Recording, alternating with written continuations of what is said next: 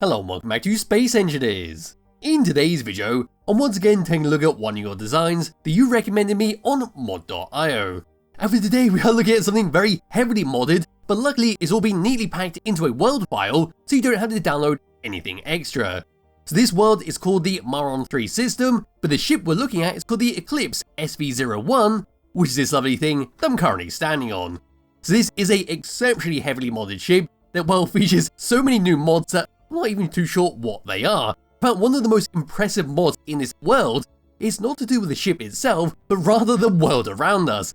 It was to simply aim the camera like so we see the back of the engineer, and now what I'm going to do is change the time of day. Rather than the sunlight moving around, what's going to happen is the entire bloody world moves around. Look at that. It's absolutely trippy. To the point where I was just fiddling around the sunlight before I started recording, I thought the ship was actively aligning itself to the sunlight, but no, it's just a skybox just spinning around and making everything look very wibbly wobbly.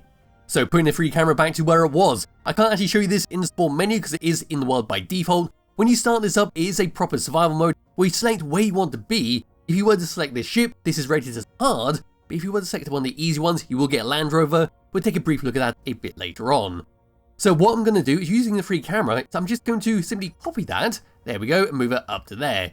So this modded ship, the Eclipse, is 3002 small blocks. It uses one hell of a lot of mods, one hell of a lot of scripts, and it's very impressive when we look at it from the inside. It's also exceptionally impressive with all the lights shooting out of it, like so. It's like a massive disco ball, where if you were to change the colour and turn them into strobe lights, you could have a bit of fun with that.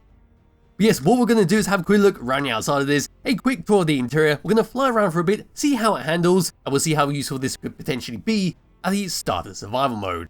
So my character could want to just stay on top of the ship, so not too sure where he'll wander off to. And this is what we get at the very front for the Eclipse. So right in the very middle, we've got a bunch of window blocks mixed in with LCD screens telling us all the different parts about the ship. In the dead middle, we've got ourselves our aiming reticle as well as our meters per second. You can just about make out our hydrogen power usage. We can also see a radar script on the top left to see if any enemies are trying to sneak up on us. Then behind there we can see a lovely long corridor featuring all the stuff we need for survival mode. Surrounding all of that, we can see all of our lights just shooting out like lovely beams. It's a shame they don't do damage because that would be quite funny just to drive past an enemy ship and have them deconstructed like that. But hey ho, that's kind of beyond what this game is capable of. So if we move around onto the side, here we go, we see more LCD screens, but this time just displaying a lovely little decorative piece. There's some more of the interior, which has been nicely lit up on the inside. As we move along, this is one of our modded lights that shoot out the lovely beams. And as we move all the way along, there's an iron thruster, there's 3 small hydrogen thrusters, there's a small little light, there's more hydrogen thrusters, more iron thrusters, and there's some fantastic use of some armoured panels, or some modded armoured panels, to give it that weird, fake, curved around wing. You will zoom in a little bit and actually come on the inside there, so that's how it's been set up. You will come all the way past it like so, round towards the very back of this thing. That's what's good to push us around. So we've got 3 large hydrogen thrusters, 4 large ion thrusters, 6 small hydrogen thrusters. They're moving slightly down to here. We've got a button panel, which is how we're going to be able to get in and out. So our main entrance is done on an elevator system, which is just a traditional piston on a platform that'll move all the way down to allow you to get in and out. If we were to move all the way up and look down at this thing, there we are. We've got a lovely window here in the back of the ship, which is going to be like our loading bay, where this is going to be where all the gubbins of the ship is sitting, and how it's all going to be functioning. But there's some more hydrogen thrusters, more ion thrusters, some more lights that are currently turned off. If we were to tilt this all the way around, we see Eclipse SV-01, which is the name of the ship. They're moving all the way along, more windows appear inside our main little walking area. And at the very front there, there's a little antenna just shooting out towards the front, and that is where I'm standing. If we were to move all the way down and come underneath this thing, so past all of our lovely lights, there's the actual base block of where the lights are coming out. If we were to zoom slightly closer over to this part, we'll see a part of what I believe is the ore detector. We'll check that out a bit later on, but if that is, that'll be very useful for the start of survival mode, because then you can go out and about, go up to asteroids, find all the useful resources, and get started that way. Put away, moving across, there's a magnetic plate, which is on a hinge because this is our landing leg, so if you were to land down onto a planet, we can press a certain button in the cockpit, that'll deploy all the way down, allow us to land down safely without touching the bottom of the ship. Moving along, there's an antenna to make sure we can always find this thing. Then not too much else to talk about. We've got more letter blocks spelling out the SV-01, more lights that are currently turned off. There's our 2 rear landing legs to deploy down like the one at the front. There's some more of our lovely modern spotlights, more hydrogen and ion thrusters. And that's about it for the outside. So what we're going to do now is I'm just going to grab hold of my character And before we go inside, what we're going to do is now just jetpack all the way down to where I saw that ore detector, or at least what I thought was an ore detector, and just check that out. Yes, it was an ore detector, it just looked very odd. I don't think this is a modded block whatsoever, I just think it's been oddly positioned and does look quite strange. But yes, there's an armor panel in front of it, just to make sure it's got a little bit of protection. Anyway, to get inside the ship, what we've got to do is find that button panel, which is at the back of the ship, and we need to go through a couple of controls over here.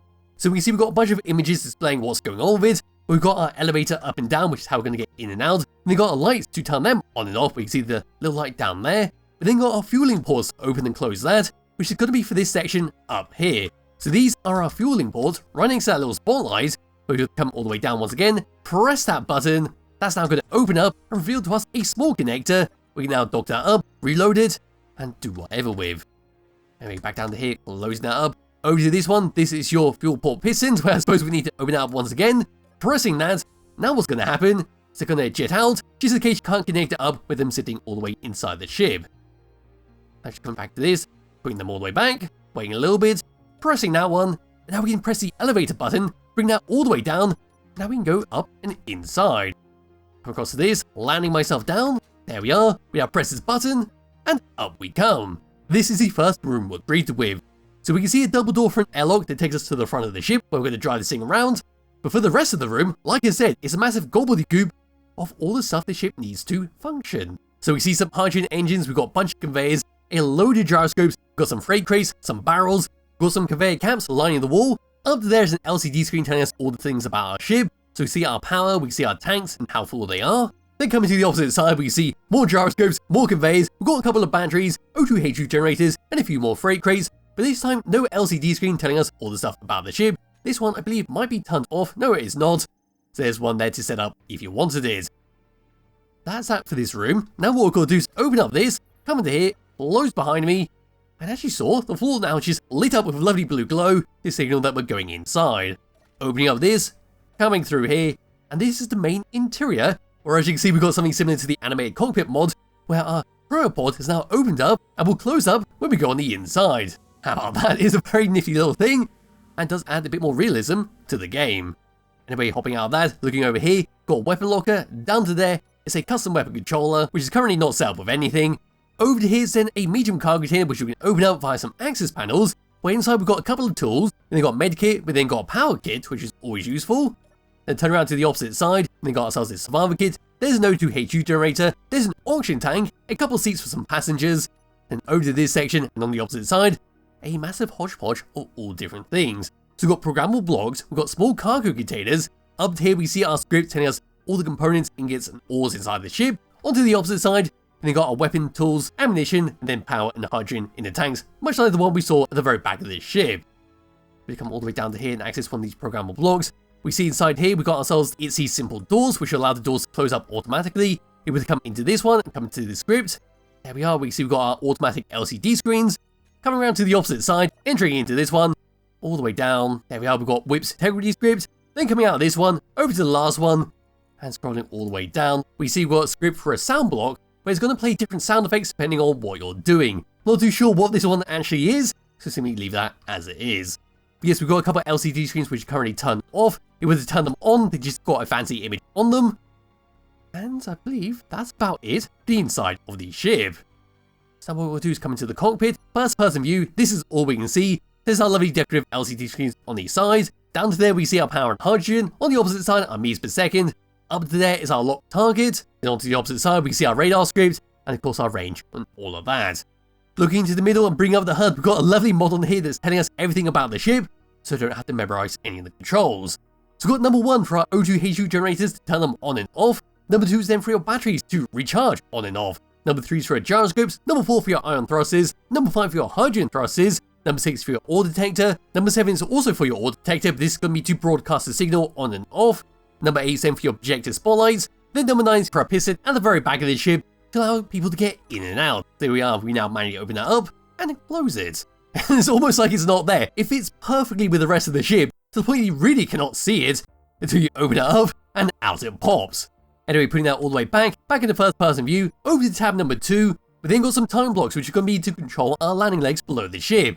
So bring the free camera all the way down to here, and pressing number 1, what we're going to find is our legs are now going to deploy out, and then extend all the way down thanks to a piston. So we'll look at it like so, press number 3, now pull all the way back, and then up they go, and much like the little elevator, they tuck away quite nicely to the point they're not there. Anyway, number 2 is going to be for your magnet plates to lock and unlock them. Number 4 is for your doorways to turn them on and off to prevent unwanted boarders from getting into your ship. Number 5 is then for your fueling system at the back of the ship, where if you press that, they'll open up, and then they'll extend all the way out. There we go. If you were to press number 7, then pull all the way back, and then close up all neatly. Number 6 is to lock and unlock them. Number 8 is then for your hydrogen tank to stockpile on and off. Then number 9 is to also stockpile, but this time for your oxygen tanks. Over to tab number 3 and back into first person view, we've got a bunch of controls for our antenna and beacons. Then onto tab number 4, we've got a bunch of controls for our lights, our LCD screens, our computer systems, gyroscope, thrusters, all to turn them off in case we don't need them. So we can safely ignore this tab if you know what you're doing.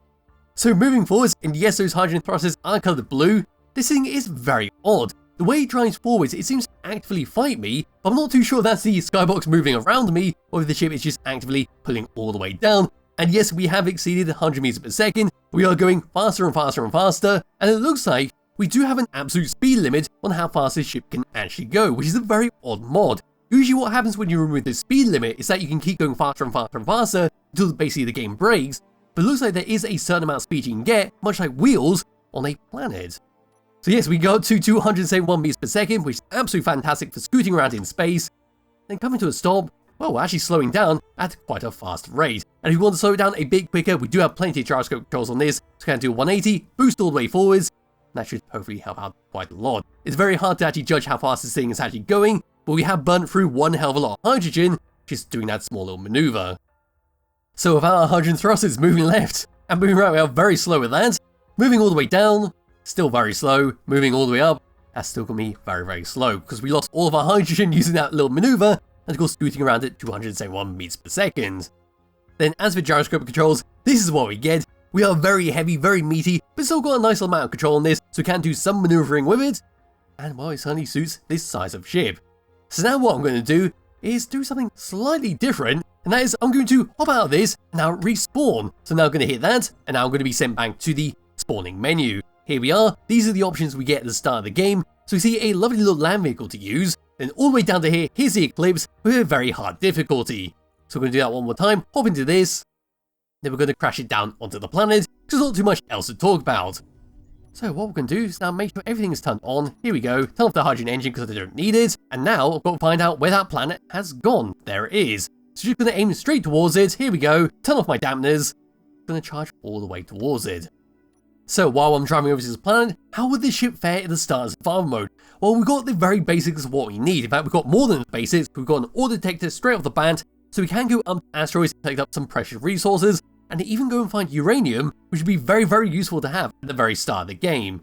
As for the actual longevity of this ship, as you can see, we don't have much hydrogen, so what you generally end up having to do is either find a lot of ice to store inside this, maybe refit it with more cargo containers, or take yourself over to a planet using the ion thrusters, then land yourself down using the hydrogen, and hopefully you'll have enough to actually land onto the surface, and get started like a traditional survival mode, and just go and walk around on foot, and hand drill everything up. And here we go, we are now rapidly approaching the surface of this planet. It's taking quite some time to get all the way down to here. You can see the curvature of the Earth right there, and any second now, I say any second, probably take another minute or so, we'll slam into the ground, then we'll go and swap over to one of the land vehicles, and have a very brief look at one of them. Here we go, anytime now. And there we are, that was a lovely crash. And that's a very strange deformed ground section, look at that. It's almost perfectly cut out, like this is some kind of high velocity chisel. Anyway, turning off my dampeners and trying to get out of this little hole. Not actually too sure I can actually get out of here, because the gravity seems to be exceptionally heavy here. So trying to get all the way out, there we are. And now here we are on the surface of this lovely modded planet. And as for a quick little demonstration, because you can see how high the gravity is on this planet, which is 2.86 Gs, jumping, well, we can barely jump with a jetpack. We can't go straight up, but we can sort of fly up if we were to move forward slightly and try and get a little bit of air like so. We're going to be rapidly down to the ground very quickly. Anyway, yes, that's that for this ship. What I'm going to do now is respawn one more time. Here we go. And now back we are onto the main menu. We're going to select this drop pod right here. Hopefully this will work. Last time I did this, it just exploded instantly. But here is the land vehicle you can choose, where it does come equipped with some parachutes. We've got a bunch of spotlights, industrial cockpits, Round on the side, there's your batteries, hydrogen engines, hydrogen tanks, survival kits. Into this, not too sure what that is. But I'll switch to the welder, and we'll try and get up to there so we can actually see what it is. Hopefully I can wedge myself onto this. No, I cannot. See if I can come all the way up to it like so. There is a small reinforced window, then at the back there, your connector, and yes, it looks like that part on the side was an LCD screen with a window on the front. This is a land vehicle, should do very well in survival mode. Not too sure what you would do on this planet, because it seems like there's absolutely nothing on the surface. Let's put on the ore detector, if this one does have it, there it is. Go and switch them on. All my signals, there we go. And yes, it looks like we do have an enemy headquarters in the distance there. But it's going to be a very difficult survival mode, being there's not really any kind of points of references.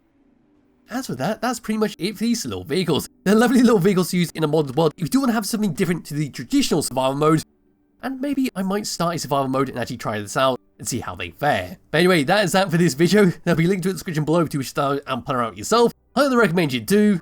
I'll be back with another video some point soon. Bye bye.